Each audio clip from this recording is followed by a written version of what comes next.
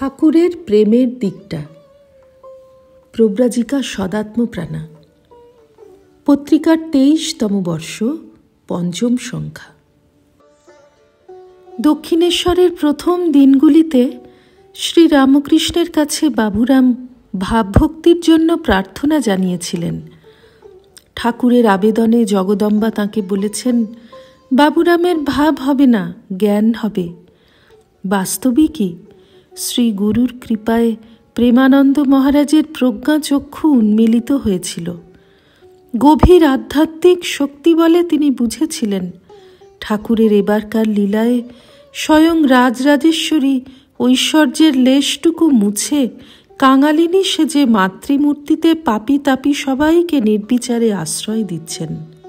স্বামীজি সহ ঠাকুরের প্রত্যেক পার্ষদ পরিকর যে কি বিপুল শক্তির আকর, সেই তত্ত্ব তাঁর চিত্তকে ভাবে প্রেমে আলোড়িত করেছিল।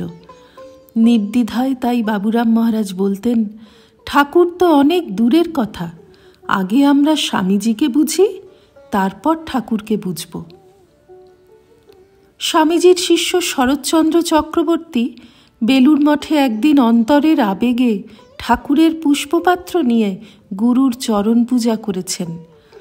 স্বামীজি তাঁর কাণ্ডজ্ঞানহীনতায় অপ্রস্তুত হয়ে বাবুরাম মহারাজকে বললেন, ওরে দেখ আজ কি কাণ্ড করেছে, ঠাকুরের পুজোর থালা বাসন চন্দন এনে ও আজ আমায় পুজো করেছে।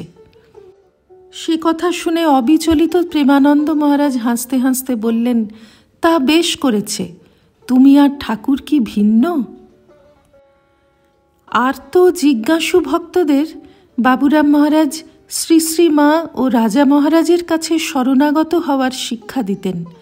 প্রয়োজনে উত্তম বৈদ্যের মতো অন্তেবাসী ছেলেদের তাঁদের পদপ্রান্তে টেনে আনতেন।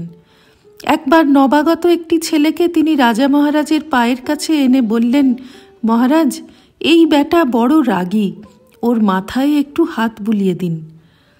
বাবুরাম মহারাজের স্থির বিশ্বাস, মহারাজ কৃপা করলে মানুষের জন্ম জন্মান্তরের পুঞ্জীভূত সংস্কার মুহূর্তে ভস্মসাৎ হয়ে যাবে। কিন্তু রাজা মহারাজের বালক স্বভাব, তিনি অধ্যাত্ম রাজ্যের কোন স্তরে কখন বিরাজ করেন কে তার ইয়ত্তা করবে?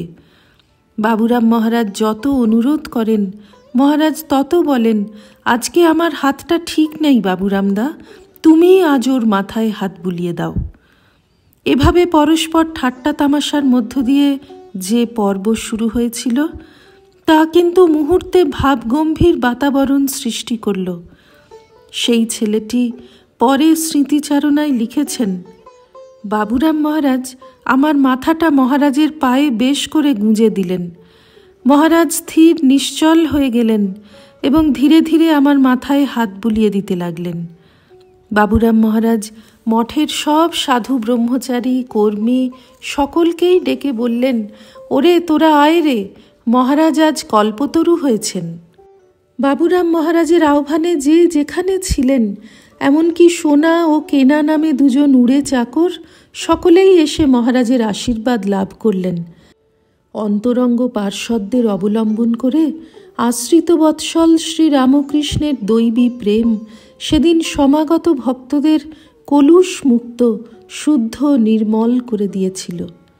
অবতার লীলার এ এক বিচিত্র দিক, মানুষের প্রতি ভালোবাসায় পাত্র অপাত্র নির্বিশেষে শ্রী ভগবানের অজস্র কৃপা বর্ষণ।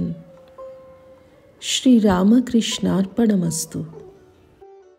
নিবোধত আজকের পাঠ আপনার ফোনে রোজ পেতে চাইলে সাবস্ক্রাইব ও বেল আইকন দুটোই ক্লিক করুন। রামকৃষ্ণ ভাবধারা প্রচারের সঙ্গে থাকুন, এটি একটি ফ্রি চ্যানেল।